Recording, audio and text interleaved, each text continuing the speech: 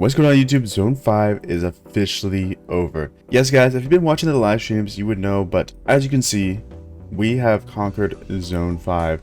And I'll kind of explain the timeline and everything that happened. First and foremost, let me go over the territory. Right down here in Water Camp. Water Camp actually tried to break out yesterday.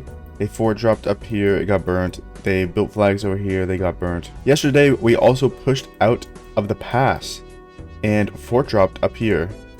And we successfully fort dropped. They did try to build to it and burn it, but they were unable to. And we also started building out of the pass.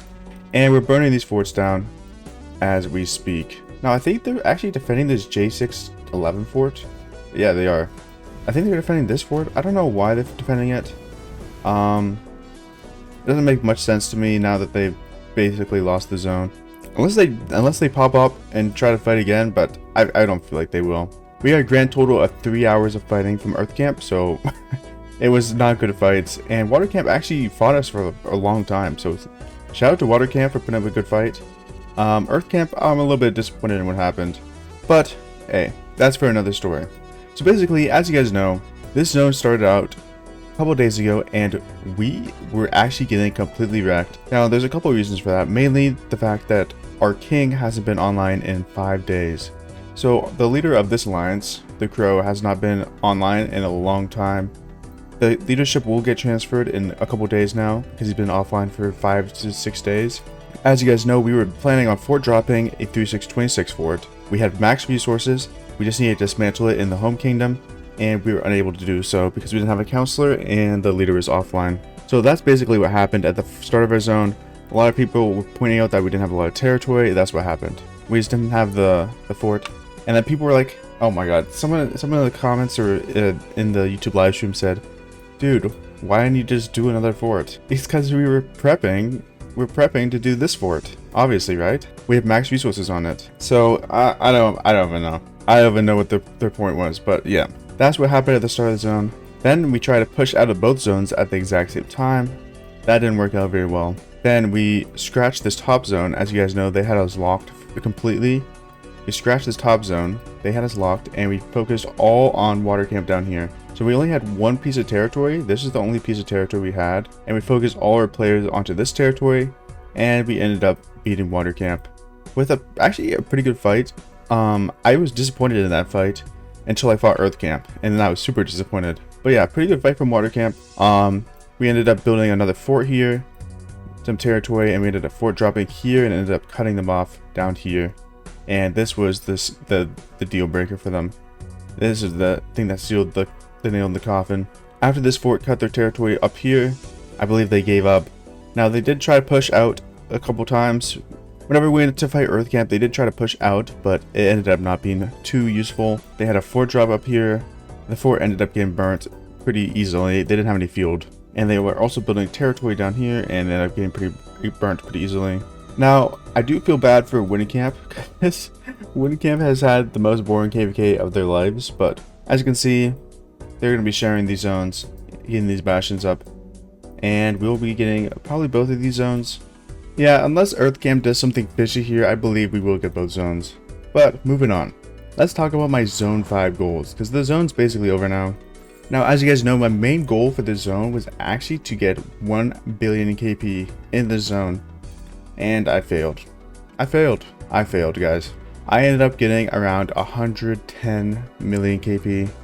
It's not what I wanted, obviously, but you can't be too upset with that. I ended up getting 110, and the goal of getting 1.5 billion KP this KVK seems very out of reach. Now, we did end up getting another 300,000 deads or so, which I'm pretty happy about, and we hit 4 million deads. Now for crystal tech, I've actually am done doing military tech, so in the guide it tells me to push these 3 to 9. Then we're going back to economic tech, so this would be nice to get some more crystals. We are well over 25 million crystals spent now, and we're definitely doing pretty good on the crystal front. Now that fighting is over, this is the updated Autarch leaderboard. I ended top 200, which is not bad. We got Blackstone, we got Knave, we got Wombo, we got Maeve, we got King with Purple Lotus, Tachi, Cappy, Queenie, Vaz, Otis, Yama, and so on. I think Fire Camp did well in this zone despite all the setbacks. Now, a lot of people were talking trash on Fire Camp for not doing 2 zones at the same time, And even though we are doing a 1v3, we're not crazy. Come on,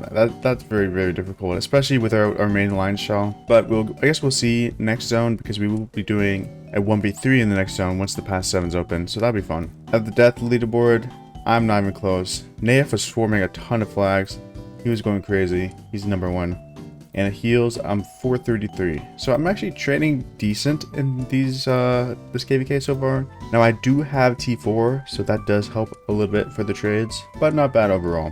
Now if you guys missed my last video, I did do some major upgrades to my account. I crafted a horn, I crafted 2 pieces of legendary gear, including the cab helmet and chest plate, and then we took the old accessory, which was my silent trial. I had crit and I put it on my cab march. So now both my marches are looking very, very deadly. And looking at these 2 marches, I want to set some goals for the next zone. As you guys know, in Heroic Anthem KVK, there are 3 major fights: Zone 5, Pass 7, and then Kingsland. So in Pass 7, I am hoping to finish the 1 billion KP goal that I had, and I want to get an additional 500,000 deads. That's gonna be very easy to do, I think. So I would need 120 KP, 120 million KP, and an additional 500,000 deads. I think that's very, very doable. I may have set my goals too high in this zone. I may be overestimating my march. I feel kind of weak in this KVK. I might be a crystal tag thing. I might be this and that. Those are the goals now going forward. Now the big concern I have is resources. Now I don't have a lot of resources, but I do have a lot in my bag, and I've kind of come to the realization that I'm gonna have to use these resources in my bag. It's okay, I'm not upset about it. We have the resources here to be used, so I might as well use them. And yeah, let's not worry too much. Now for speed ups, I've actually been using a lot of speed ups on training. I've used more speed ups on training than healing, but we still have around 600 days left, and very, very comfortable with this amount of speed ups. I would be comfortable with anything over 400 days, so we're all good on here. For boosts, I think I ended up only using 2 or 3 4-hour boosts. We used 2 of these advanced boosts, so I still only have 2 left. And I used a couple army expansions. I've been using these to chain too, though, on the harder barbs. I've been popping these and chaining with them. Now, obviously, I don't have that many materials right now, but we did end up rolling the egg and getting the drum blueprint. We're only 1 fragment off, and we can get that whenever we want, because we have, how many fragment choice chests?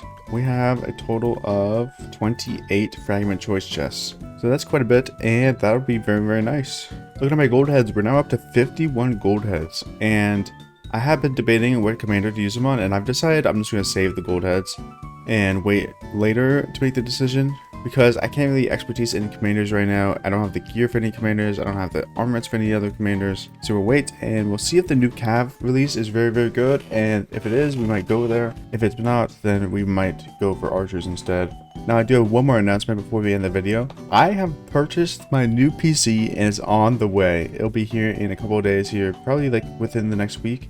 So shout out to you guys. Thank you for subscribing. Thank you for donating. Thank you for becoming a member. Yeah, it's all thanks to you guys that I'm able to get this PC. And hey, it'll help my video creation career a lot. So I really, really appreciate that. And that's all for this video. If you guys enjoyed this video, make sure to leave a like and subscribe. And I'll see you guys in the next one. This is the end of Zone 5. Next video, probably be talking about something else, but this will probably be the last video I make on Zone 5 unless something changes. Peace.